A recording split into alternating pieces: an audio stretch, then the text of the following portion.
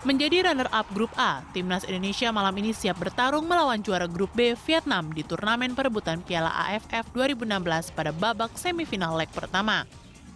Sebelumnya, Timnas Garuda Indonesia akhirnya lolos ke babak semifinal Piala AFF 2016 meski sempat tampil kurang meyakinkan. Pertarungan penuh drama pada putaran terakhir fase Grup A melawan Singapura berakhir untuk kemenangan tim Merah Putih dengan skor akhir 2-1. Namun langkah berat menghadang perjalanan Boa Solosa dan kawan-kawan pada babak 4 besar yang akan digelar malam nanti karena berjumpa dengan timnas Vietnam yang berstatus sebagai pemuncak klasmen Grup B. Dalam 5 laga terakhir sebenarnya catatan hasil pertandingan timnas Indonesia tidak terlalu bagus. Indonesia sempat bermain seri melawan Vietnam saat laga uji coba yang digelar di Stadion Maguwo Harjo, Sleman, Yogyakarta. Namun kalah di kandang Vietnam dengan skor akhir 3-2 pada event yang sama. Sementara itu Indonesia belum pernah menang dalam 4 laga terakhir dan baru menang ketika melawan Singapura. Sementara bagi tim sepak bola Vietnam, pertarungan melawan Indonesia di semifinal leg pertama Piala AFF 2016 ini sangat menentukan langkah mereka untuk maju ke final. Timnas Vietnam tercatat belum pernah kalah dalam 5 pertandingan terakhir lintas event. Meski begitu, pelatih Timnas Indonesia Alfred Riedel memastikan tim nasional Indonesia siap tempur untuk menjamu tim Vietnam pada laga semifinal pertama di Stadion Pakansari, Cibinong, Jawa Barat. Tim Liputan, Berita 1. Ya, pemirsa, tim nasional Indonesia siap tempur menjamu tim Vietnam pada laga semifinal pertama di Stadion Pakansari Cibinong, Jawa Barat malam ini. Vietnam memang menjadi lawan kuat di Piala AFF ini. Ya, lalu bagaimana peluang Indonesia menghadapi Vietnam pada semifinal leg pertama ini? Dan sudah hadir di studio pengamat sepak bola Asep Ginanjar. Apa kabar, Kang Asep? Terima kasih sudah hadir di studio kami hari ini. Dan kita juga sudah terhubung melalui sambungan telepon. Ada Bang Gusti Randa, beliau adalah anggota Komite Eksekutif PSSI. Selamat siang, Bang Gusti. Selamat siang. Aduh, suaranya kecil sekali ya. Selamat siang, Bang Gusti. Sekarang sudah cukup jelas suaranya? Masih kecil. Oh, masih kecil. Oke, saya akan bicara lebih lantang lagi, Bang Gusti ya. Seperti semangat tim nasional Indonesia nanti. Oke, Bang Gusti, optimisme terhadap skuad sekarang, mengingat kita kehilangan 2 back andalan. Anda melihatnya seperti apa kans kita untuk bisa memenangi semifinal malam ini? Ya, terima kasih.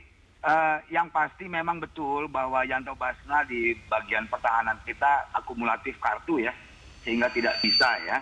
Nah, posisinya diisi oleh bek kanan mungkin Gunawan. Tapi mengenai siapa-siapa yang akan diturunkan pada nanti malam, tentu itu masih ada di kantongnya Riedel ya. Tapi kita sudah tahu bek kita memang ada 2 orang saya yang tidak bisa bermain.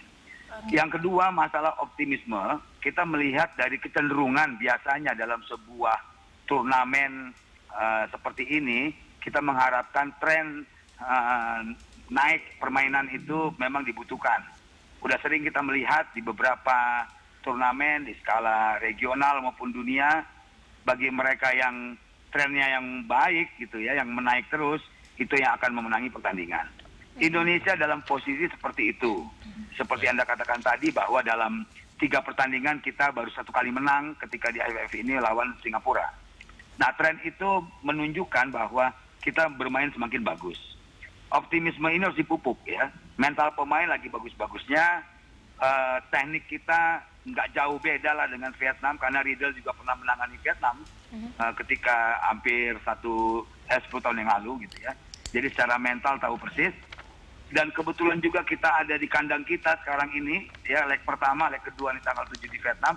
Jadi kita betul-betul dalam kondisi on fire, sehingga kita harus manfaatkan betul ini.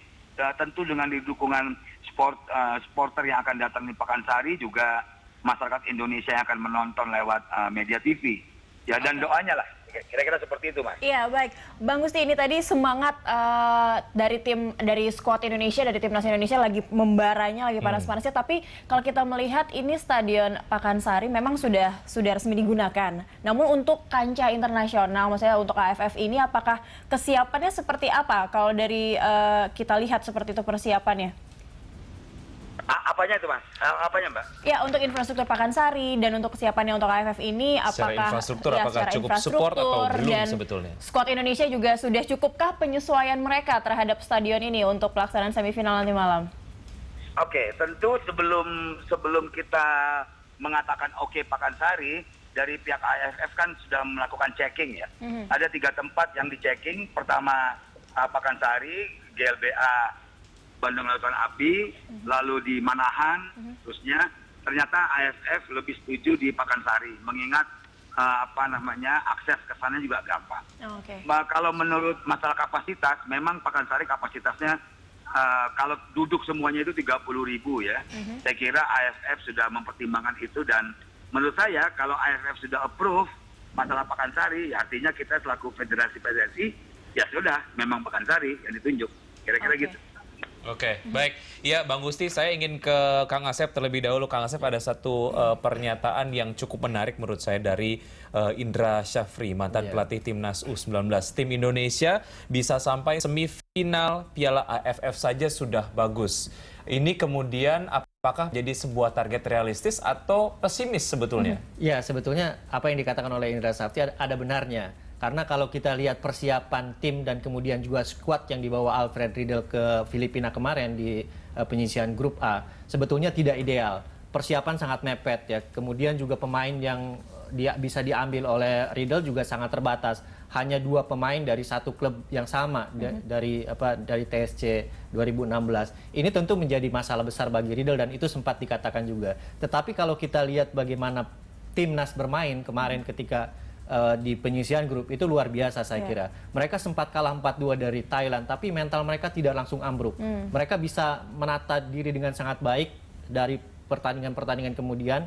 Bahkan di pertandingan terakhir di pertandingan penentuan kita sempat tertinggal terlebih dahulu, tapi semangat pemain-pemain ini justru luar biasa dan bisa membalikan keadaan. Saya kira inilah yang bisa mungkin menjadi kunci permainan nanti. Semangat para pemain yang ada sekarang. Dan tren yang sudah ditunjukkan seperti dikatakan oleh Bang Gusti tadi, bahwa kita kalah, seri, dan menang. Andai kita bisa terus menanjak, tentu kita mungkin bisa menang dengan selisih 2 gol pada pertandingan kali ini.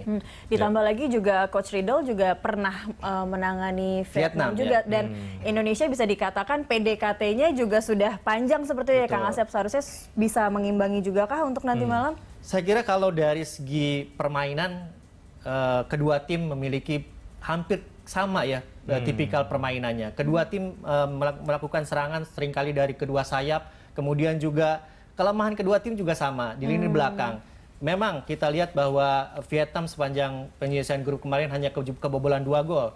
Tapi kalau kita lihat bagaimana permainan mereka di lini belakang sebetulnya tidak begitu terorganisir dengan rapi. Seringkali ada pemain-pemain yang lepas di daerah berbahaya mereka. Andai pemain-pemain kita, terutama Andik Firmansyah, kemudian Boas Solosa mampu memanfaatkan celah-celah yang ada di situ, saya kira ada kemungkinan kita bisa mencetak gol dari situ. Apalagi salah satu pemain andalan mereka di lini pertahanan juga absen ya, dan itu harus dimanfaatkan betul-betul oleh pemain kita. Jadi seharusnya imbang seperti itu. Betul. Ya, baik, ada support yang saya percaya ini support yang kemudian maksimal yang diberikan oleh PSSI selaku federasi gitu ya terhadap skuad Indonesia di Piala AFF 2016. Supportnya sejauh ini seperti apa? Mengingat mau tidak mau diakui atau tidak, permasalahan kepengurusan PSSI juga ini menjadi satu permasalahan yang agak memberatkan di tahap persiapan tim dari Indonesia ini. Bang Gusti.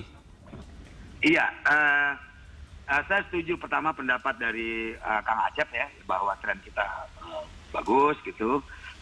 Sebelum saya jawab, saya mau kasih tahu juga bahwa apa yang dilakukan oleh Alfred Riedel tentu sudah maksimal ya, dengan keterbatasan tadi itu. Oke, kita tinggalkan itu. Sekarang kita menatap bagaimana nanti malam. Nah, bagaimana support PSSI terhadap tim ini? Ya memang betul bahwa terbentuknya tim ini, persiapan tim ini memang jauh dari ideal ya. Itu bukan saja masalah kepengurusan PSSI yang berganti pada bulan November kemarin, tetapi memang dalam waktu hampir 1 tahun kita kan dibekukan oleh Menpora, ya itu memang mempunyai kesulitan. Oke lah, hal-hal seperti itu saya kira perlahan-lahan sudah diatasi.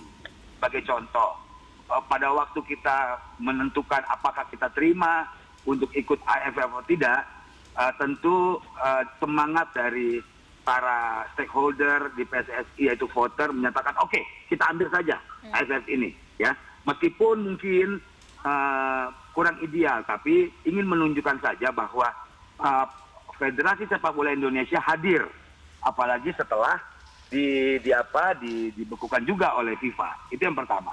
Yang kedua, Alfred Riedel dan kawan-kawan pemain itu kan sebetulnya diambil dari klub-klub yang masih berkiprah dalam konteks turnamen lah, apakah turnamen Piala Presiden, Piala Bayangkara, Piala TNI, ya, atau Liga Torabika, itu kita ambil, ya. Kalau persoalan nanti ngambilnya ideal apa tidak ideal, ya itu cerita lain. Tetapi support dari stakeholder PSSI, yaitu menghadirkan pemain-pemain terbaik dari klub-klubnya. Lalu setelah itu terjadi pergantian pengurus, di mana PSSI sudah mempunyai ketua umum yang baru.